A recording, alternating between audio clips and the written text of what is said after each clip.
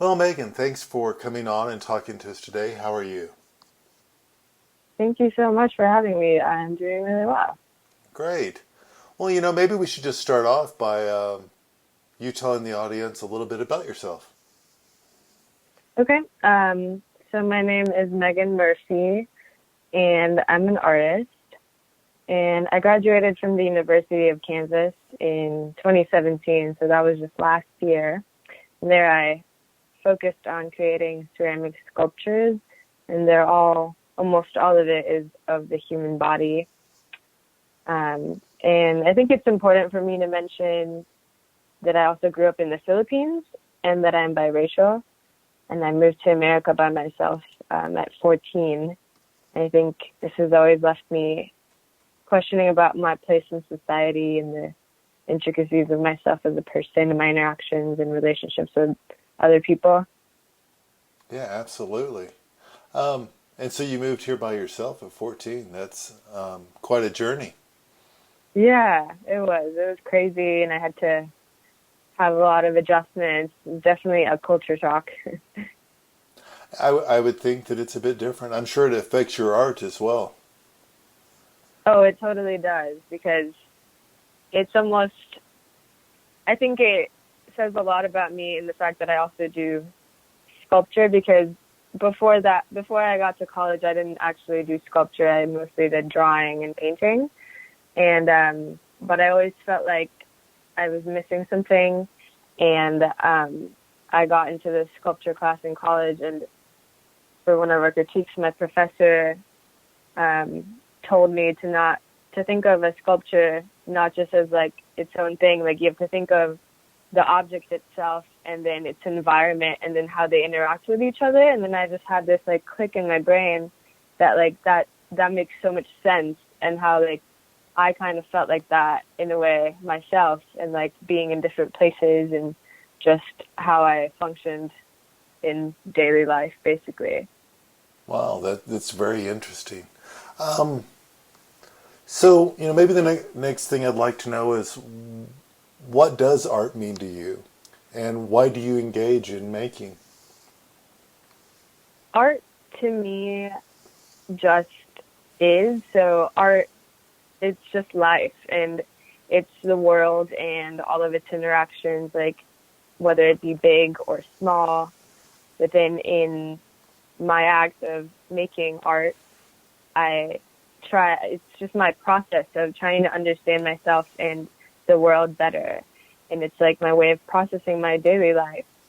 And I think as my practice grows and I question the complexities of, well, what being human is, I think I just like end up gathering these tools to answer these questions better.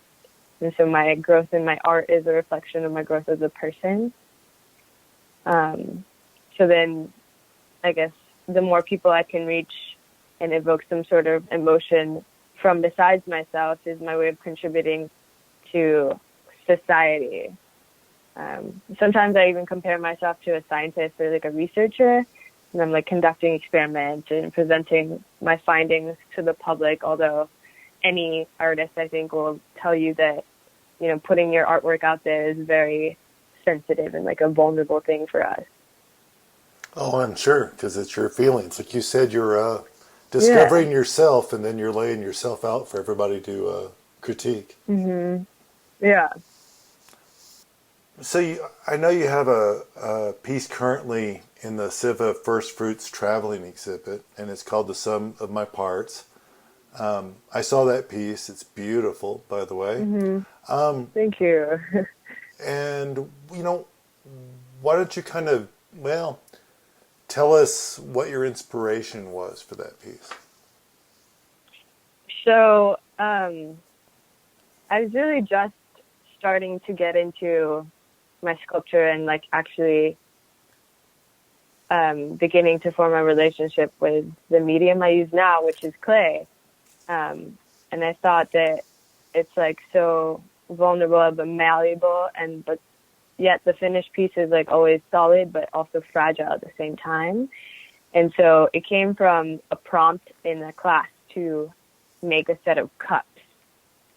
And I was not very keen on using the wheel because I really liked hand building stuff. And Hmm. so I had to think about like how I was going to do this.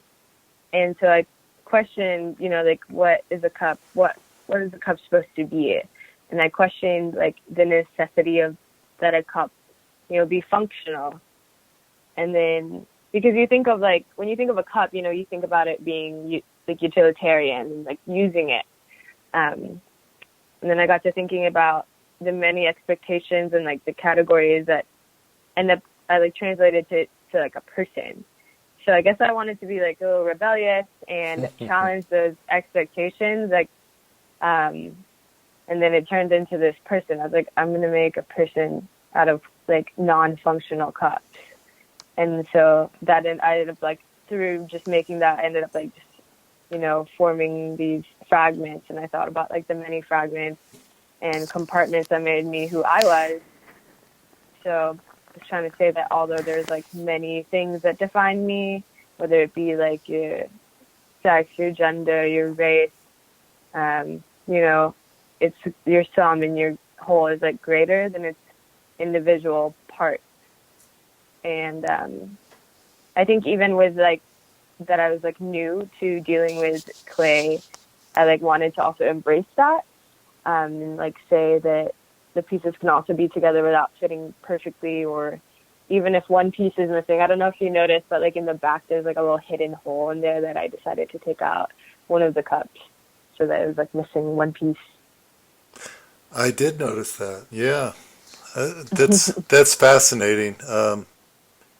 You're obviously very thoughtful, meaning you are thoughtful, think a lot. Um, Yeah. it's that's it's fascinating. Um, so I guess in that same direction, you know, who were some of your influences, and what was it you liked most about them?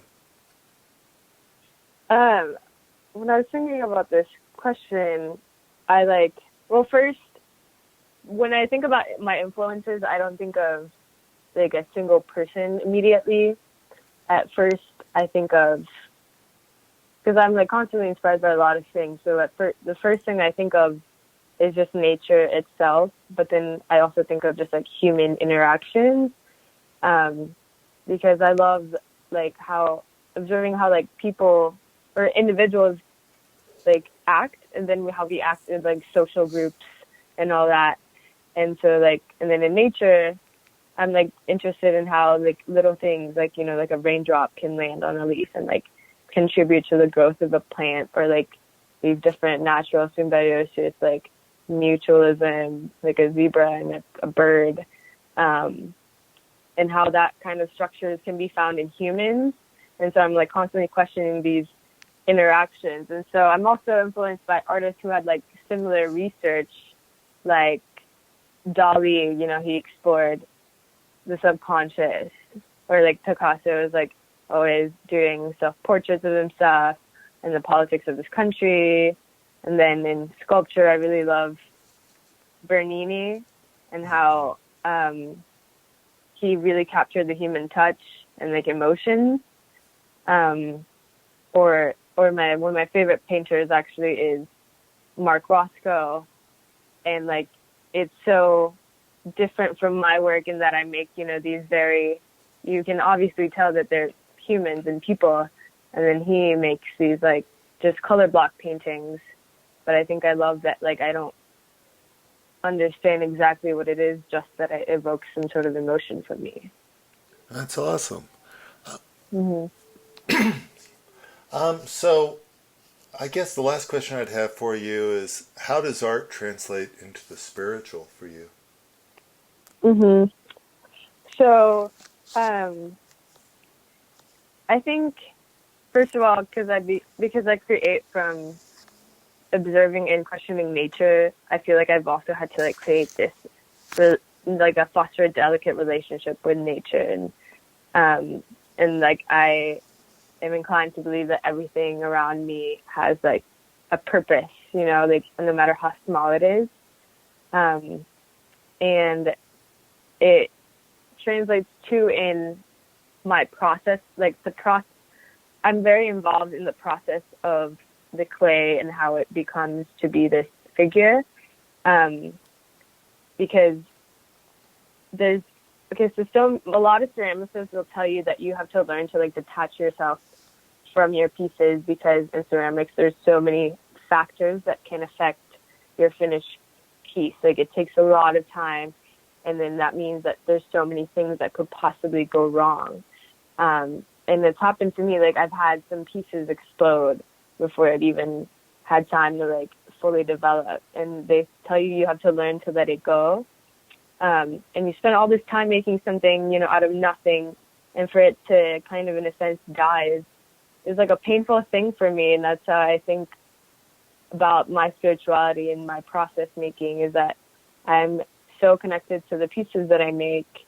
It actually feels very maternal to me. Like all my pieces, I feel like are kind of like my children. Like they come from me, but they're also kind of part of me too. And I can never ever prevent it from ever happening again. Like obviously, if I'm going to do this for a long time, there's probably going to be a lot of other exploded pieces or pieces that are chipped. And like even recently, I had this one piece that I was like moving from one place to another, and it just broke, and I like mourned it for like a week. And my whole practice is involved with dealing with suppressing like hard emotions, and I think it'd be a lie or hypocritical for me to not mourn or feel the pain of losing these pieces. And so I think it's spiritual in that way, that I really think about their like creation and their birth and death. If that makes any sense. Oh, absolutely. I mean, it sounds very much like the creator and us as the creation, and you understand why he Mm-hmm. loves us now. Mm-hmm. Absolutely. Mm-hmm. That's beautiful. Yeah. All Thank right. you. Well, I want to thank you for sharing with us, and Yeah. thank you for all of the beautiful work that you do. Oh, thank you. Thank you for giving me a chance to talk about it. I know it's like so often that we see artists' work, but never quite get to talk to the artists themselves, and they like to. I feel like that's a whole nother level of information, you know, to look at the pieces. Absolutely.